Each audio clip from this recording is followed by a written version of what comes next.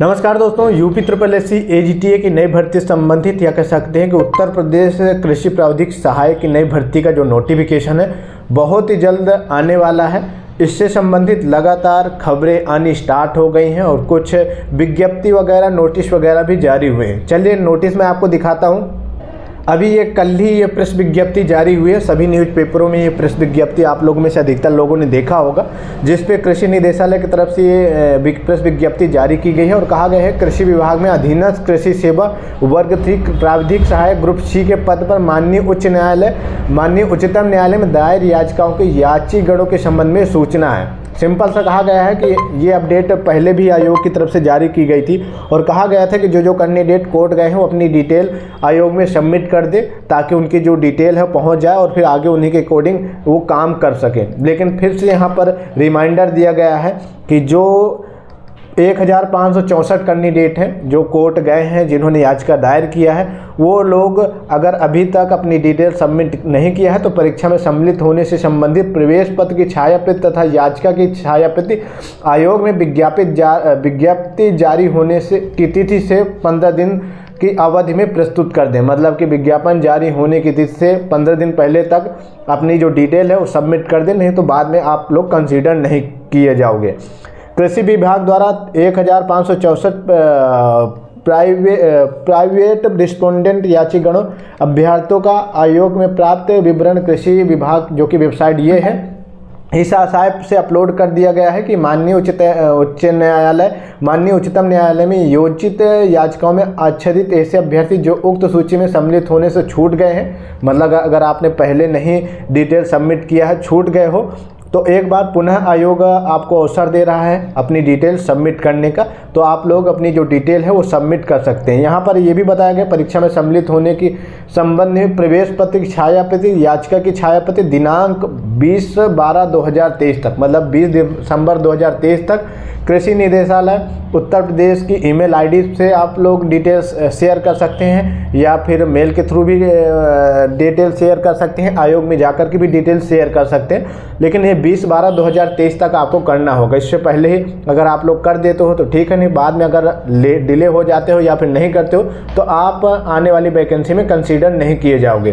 तो यहाँ पर एक चीज़ क्लियर है कि भैया अब थोड़ा सा जल्दी में है और विज्ञप्ति वगैरह भी जारी हो रही है, तो मोटा मोटा आइडिया है कि अब आपका जो विज्ञापन है वो जारी होने ही वाला है, तैयारियां आपकी चल रही हैं। एक ये नोटिस जारी किया गया है आपका 30 नवंबर का नोटिस है, इसमें पदों की पुष्टि भी हो गई है। यहाँ पर कहा गया है कि कृपया अपने विभागों में रिक्त पदों के सापेक्ष अभ्यर्थियों के चयन हेतु आयोग के प्रेषित निम्न विवरण के अनुसार या अधियाचन संबंधी पद का संदर्भ ग्रहण करने का कष्ट करें। तो यहाँ पर अधियाचन संदर्भ ग्रहण करने का कष्ट करने का एक ये भी नोटिस जारी किया गया है जो कि इंटरनल है। 30 नवंबर को ये नोटिस जारी हुआ है और यहाँ पे कहा गया है कि कृपया अपने विभाग में रिक्त पदों के सापेक्ष अभ्यर्थियों के चयन हेतु आयोग के प्रेषित निम्न विवरण के अनुसार अधियाचन संबंधी पत्र संदर्भ ग्रहण करने का कष्ट करें। तो यहाँ पर पदों की भी पुष्टि हो गई है और जो अधियाचन वगैरह का काम है वो शुरू हो गया है। यहाँ पे आप लोग देख सकते हैं ये आपका उत्तर प्रदेश अधीनस्थ सेवा चयन आयोग की तरफ से जारी किया गया है। यहाँ पर जो पद हैं वो यहाँ पर ये पुष्टि हो कि देखो आपका प्रावधिक सहायक ग्रुप C के जो टोटल पद होने वाले हैं वो 3446 होने वाले हैं। ये आपका जो रिक्त पदों का आंकड़ा है वो 3/1/2023 के अनुसार है। उसके बाद ये अभी ऐड किए गए हैं हाल ही में। पहले ये 3500 के आसपास आप लोग खबरें सुन रहे थे कि 3500 के आसपास कृषि प्रावधिक सहायक विभाग में भर्ती होगी, लेकिन अब इसके पदों की संख्या 5500 प्लस हो गई है। अभी ये जो प्रावधिक सहायक ग्रुप C के पदों को ऐड किया गया है वो अभी कुछ दिन पहले ही ऐड किया गया है, सितंबर अक्टूबर में ही ऐड किया गया है। ये आंकड़ा आपका 20/10/2023 का प्रावधिक सहायक ग्रुप C के 1853 पद हैं। तो कुल मिलाकर के पद आपके हो जाते हैं 5500 प्लस और इनका जो अधियाचन वगैरह कार्रवाई है वो भी शुरू हो गई है। अब जल्दी आपका नोटिफिकेशन जारी किया जाएगा।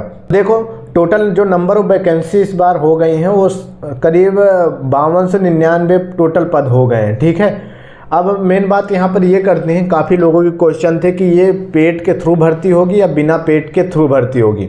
तो ये तो चीज़ एक क्लियर है कि ये जो 1564 कैंडिडेट हैं इनको तो किसी भी चीज़ की ज़रूरत नहीं है, डायरेक्ट ये भर्ती में पार्टिसिपेट कर पाएंगे। बस जब नोटिफिकेशन आएगा तो एक इनको फॉर्मेलिटी वाला फॉर्म आएगा कि आप लोग आवेदन कर दो, ठीक है। बाकी अभी आयोग की तरफ से ये चीज़ क्लियर नहीं की गई है कि ये पेड के थ्रू भर्ती होगी या बिना पेड के थ्रू भर्ती होगी। अभी दोनों इक्वली है, 50-50 है। पेड के थ्रू भी हो सकती है या डायरेक्ट भी हो सकती है। डायरेक्ट इसलिए भी हो सकती है क्योंकि ये कैंडिडेट डायरेक्टली उसमें एग्ज़ाम में पार्टिसिपेट करेंगे, तो हो सकता है बिना पेड के ही आयोग ये भर्ती करा दे। लेकिन एक दूसरा एंगल ये भी है कि पेड के थ्रू भी ये भर्ती हो सकती है। तो अगर पेड के थ्रू भर्ती होगी तो 2022 वाले इसमें कंसीडर किए जाएंगे। जिन्होंने 2022 का पेड का एग्ज़ाम दिया तो वो इसमें आवेदन कर पाएंगे। और आगे रही आपकी योग्यता वगैरह, तो योग्यता अगर पेड के थ्रू होती है तो पेड तो आपका कंपलसरी रहेगा ही रहेगा और साथ में 12वीं पास भी आपका लगेगा, ठीक है। आयु आपके 18 से 40 साल के आसपास रहने वाली है। तो कुल मिलाकर के आपका कृषि विभाग में 5299 पदों पर भर्ती जल्द आने वाली है। अब आप लोग इसकी भी तैयारी में लग जाओ, ठीक है, क्योंकि लेखपाल के बाद भर्ती बोर्ड आयोग इस पर ही काम शुरू करेगा। चलिए, उम्मीद है वीडियो आप लोगों को हेल्पफुल लगी होगी, तो प्लीज़ वीडियो को लाइक शेयर जरूर कर दें। बाकी चैनल को भी जरूर से जरूर सब्सक्राइब कर लें ताकि जो भी अपडेट हो वीडियो आप लोगों तक टाइम पहुंचती रहे। धन्यवाद and take care, bye bye.